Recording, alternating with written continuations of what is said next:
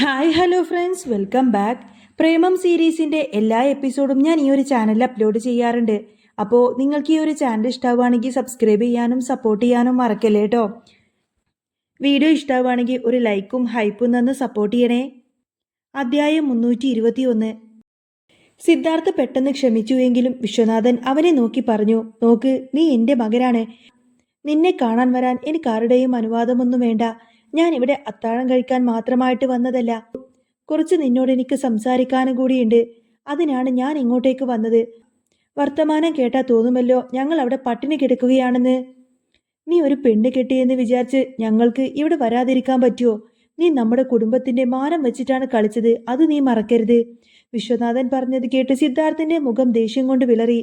ഞാൻ ഒരു കല്യാണം കഴിച്ചത് ഇത്ര വലിയ അപരാധമായി എടുക്കേണ്ട കാര്യം എന്താണ്? നിങ്ങൾ പറയുന്നത് പോലെ അനുസരിച്ച് നടക്കാൻ ഞാൻ റോബോട്ടൊന്നുമല്ല.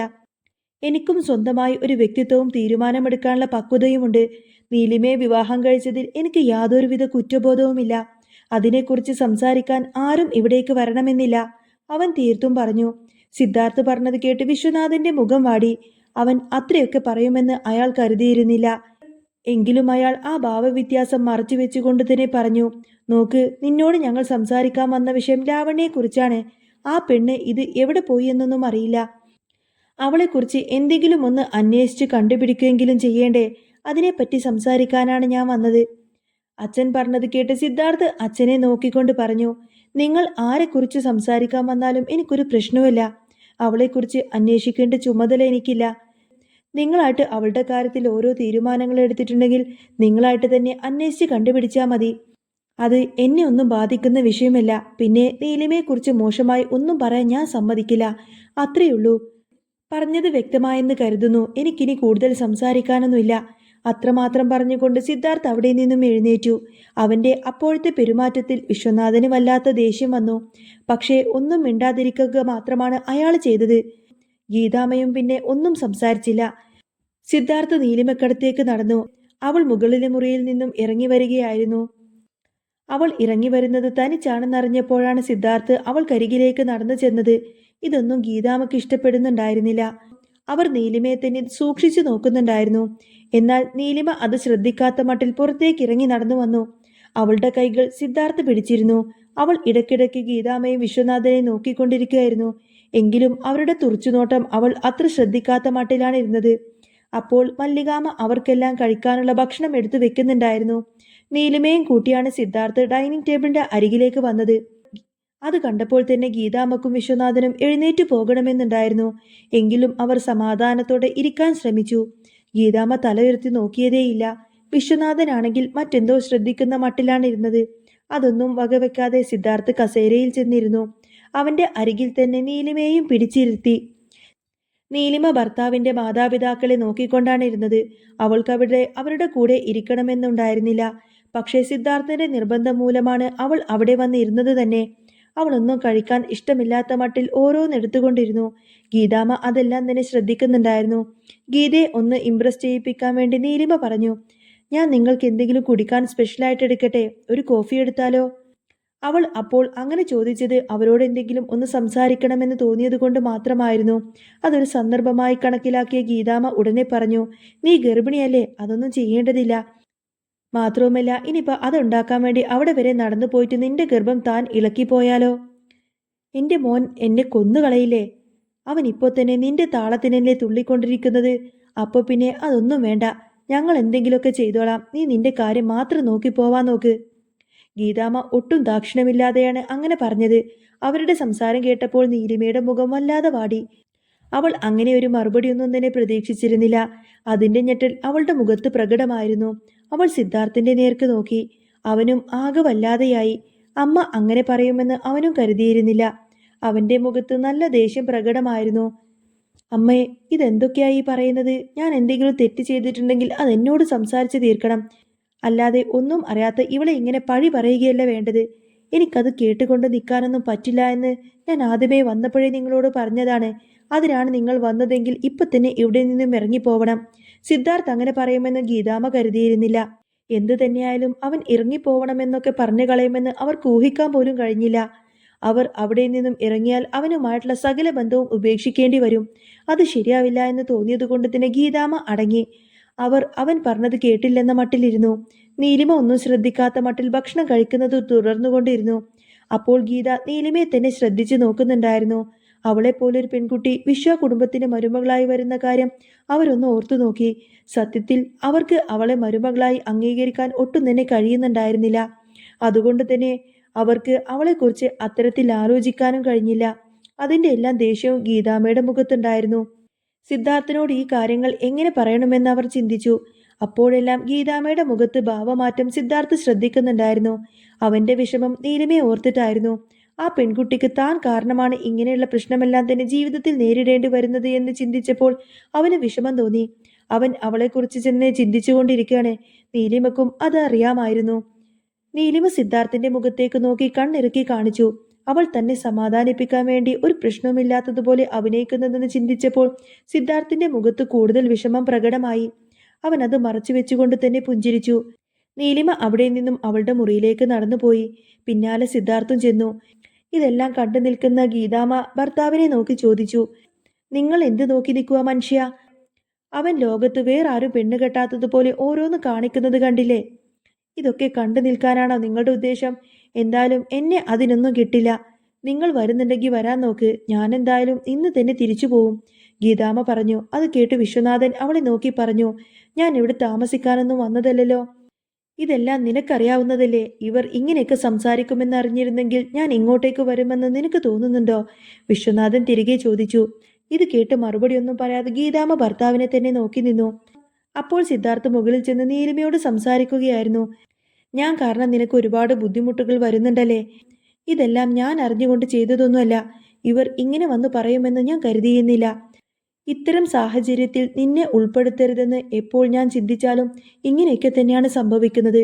അച്ഛനും അമ്മക്കും നിന്നോട് എന്താ ഇത്ര ദേഷ്യമെന്ന് എനിക്കിപ്പോഴും മനസ്സിലാകുന്നില്ല.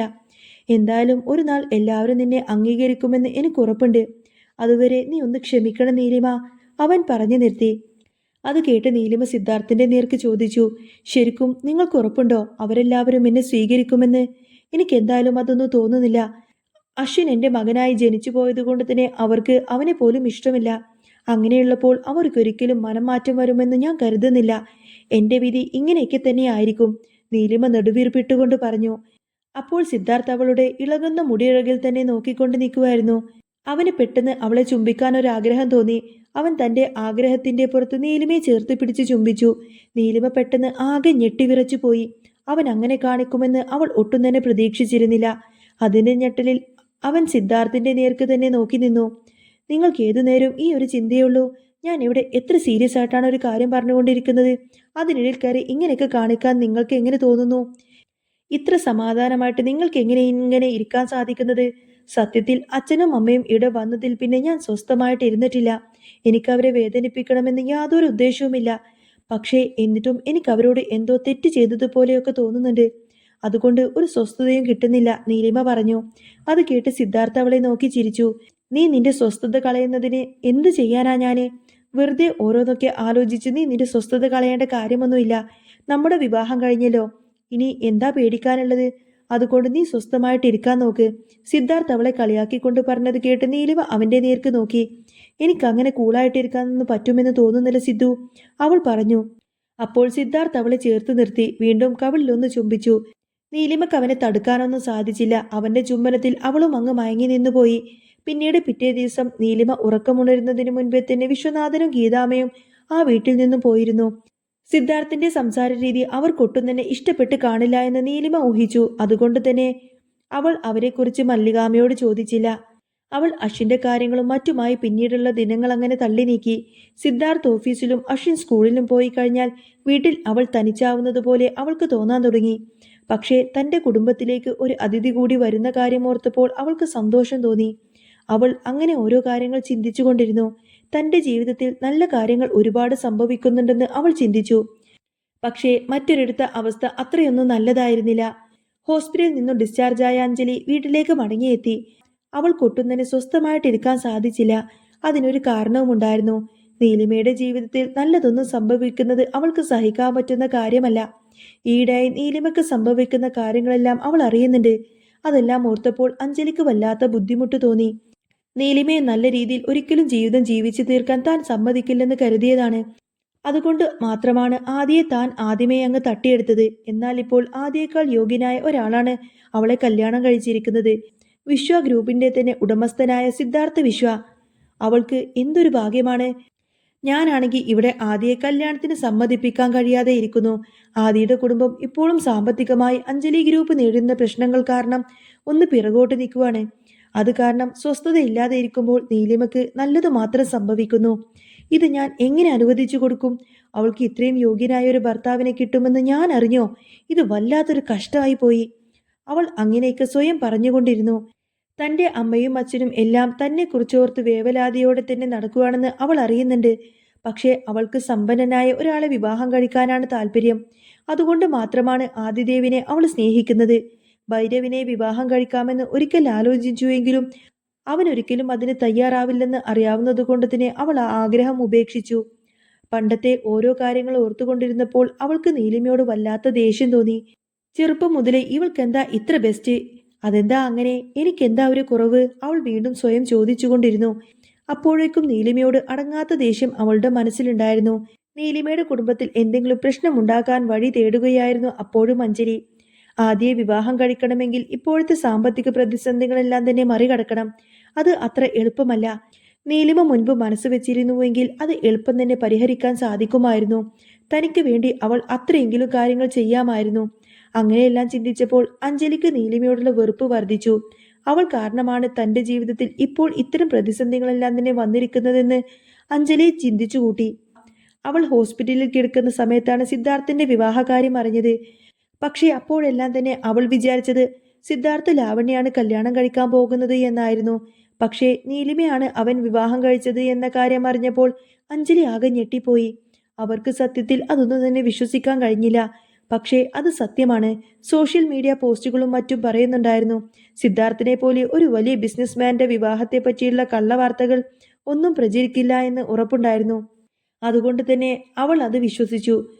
ഒരുപാട് സ്വത്തുക്കളുള്ള സിദ്ധാർത്ഥിന്റെ ഭാര്യയായി നീലിമ പണക്കാരിയായി എന്ന് ചിന്തിച്ച് അഞ്ജലി വല്ലാതെ വിഷമിച്ചു.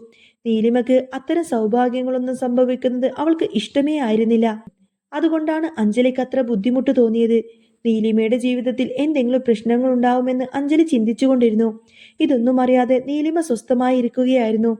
സിദ്ധാർത്ഥ് അന്ന് വരാൻ ഒരുപാട് വൈകിയിരുന്നു. അവൻ തിരിച്ചു വരുമ്പോൾ ഹാളിൽ കിടന്ന് ഉറങ്ങുകയായിരുന്നു നീലിമ. അവൾ TV കണ്ട് അറിയാതെ അങ്ങ് ഉറങ്ങിപ്പോയതാണെന്ന് അവന് മനസ്സിലായി.